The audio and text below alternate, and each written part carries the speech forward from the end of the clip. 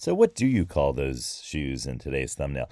There seem to be so many names for them, and we'll talk about some of them today. Plus, we'll ask the cards to tell us what is just the right fit for us in our work and lives. So, stick around for today's episode of Life's Potluck Buffet. I'm John Paulus.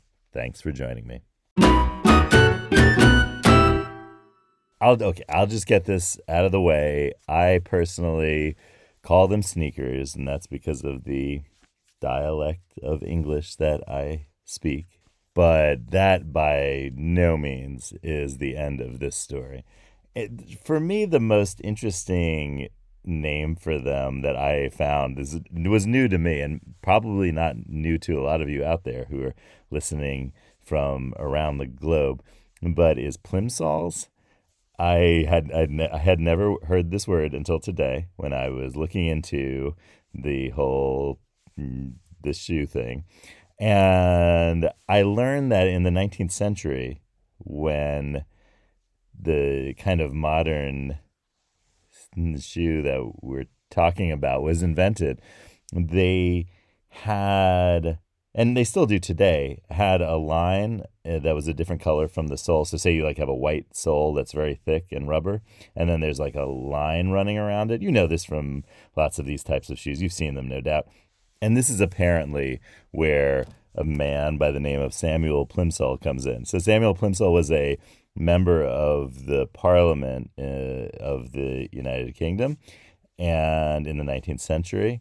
And he was a really big advocate for mandatory use of a water line. And in this particular instance, the water line is a mark on the hull of a ship that shows you the maximum height of that same hull of the ship where water can come into the ship without it sinking. And the idea behind this is that when you load the ship, if it's overloaded, there needed to be, as Plimsoll advocated for, a line that would tell you when the ship was dangerously overloaded. Because this line is between the water line, meaning the actual where the water is, and the top of the side of the ship, and the deck, and so the idea here is, what is the most you could load in the ship without the ship becoming dangerously non-buoyant? And so Plimsoll was a really, really big advocate for this, and he had staunch resistance, not just from shipping companies but other interests. And eventually it became law that there be a line on all ships that would be required to show where that point was, where you couldn't get water above it. And so that mark, which had been used before in many shipping instances, became law in the UK. And the line became known as the Plimsoll line after Samuel Plimsoll. And so the shoes, because they apparently looked like the Plimsoll line or had that similar mark, were themselves called Plimsolls because they had that line around the shoe where somewhere more than halfway up the sole. So still to this day, there are places that call these types of shoes Plimsolls. They also there are places where a Plimsoll is known as a pump, which is interesting because in the dialects of English that I speak, the main dialect of English I speak, a pump is another word for a high heel. That's what I would know as a pump, although pumps are also used to describe other shoes in other instances.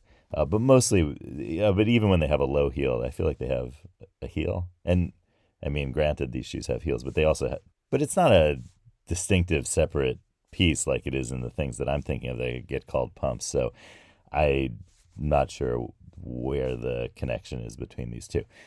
And speaking of Samuel Plimsoll and the United Kingdom, trainers is given as usually the standard word for these types of shoes in the UK. Obviously, they're called different things elsewhere. If you have a particular dialectical term that you'd like to put in the chat, please do at any point. Whether it's things like sand shoes, I've heard that, but I kind of get it, but I don't. To me, if you said sand shoes, they wouldn't be the same as the sneakers the things that I call sneakers. They would be those things that you wear that are kind of almost sock-like, that you use for walking in hot sand. That I would call those sand shoes. But I think that there are places that use sand shoes to describe the kind of athletic shoe that I am talking about. Oh, athletic shoe is another one. Training shoes. In the U.S., a big variant on sneakers is tennis shoes. There are a lot of places that call these shoes tennis shoes, running shoes for sure. There are places around the world that call them a lot of different things. In English, the track shoes, rubber shoes, a lot. There are a lot of slang too, like wheels and kicks, and there's seemingly an endless number of words that you could use to describe these things, which is really kind of neat because, what is something that has like endless ways to describe the same thing? This is a good example, and that's really nice. And so, speaking about endless ways to describe things, let's ask the cards for how to describe our lives. And if I missed any ways of calling these shoes that you use, let me know in the chat. Okay, so let's ask the cards, what are some ways that we can have just the right fit in our life and work as we think about it today? So here we go. Yellow lemons, blue dumplings, magenta noodles, cards, tell us some things.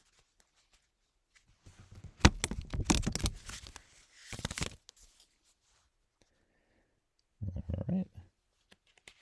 Here we go. It's card 38. You are what you hate.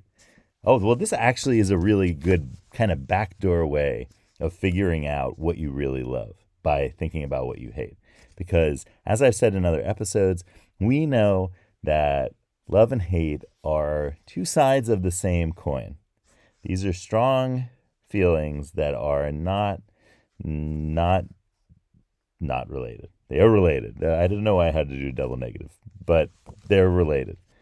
And so think of a job that you hate. You say, oh, I hate that.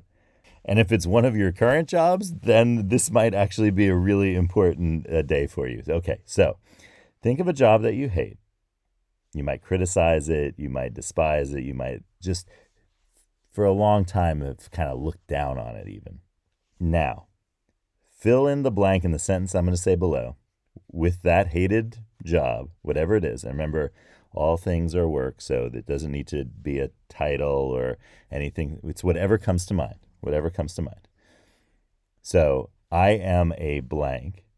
Okay. So, and say whatever popped to mind, no matter how ludicrous and absurd. And you say, oh, I don't know why I said that. You said it for a reason. Think about how that feels. Think about what you mean to say when you're saying that.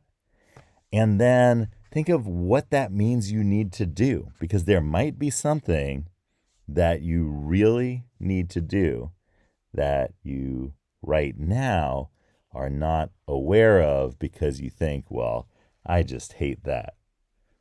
But maybe there's something in it that you love. So whether you're putting on plimsolls right now or taking them off, try that exercise. Exercise. See, where sneakers or trainers or plimsolls or running shoes or sand shoes when you're exercising. So try that exercise on for size. And I'll see you tomorrow on Life's Potluck Buffet. I create puns about shoes. Oh, I hate that. Oh, no, I love that. Pretty sneaky. See See, sneakers. Okay. All right, I'll go.